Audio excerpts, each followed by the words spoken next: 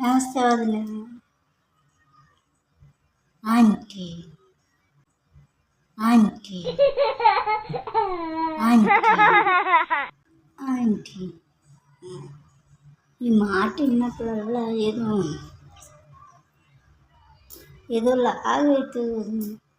Aunty ఎందుకు ఏ అక్క అనొచ్చు, ఏ అత్తమ్మ అనొచ్చు, ఏ పిన్ను అనొచ్చు, ఏ పిన్ను అనొచ్చు కదా ఏ అత్తమ్మ. పెళ్ళైతే కదా ఏ అత్తమ్మ.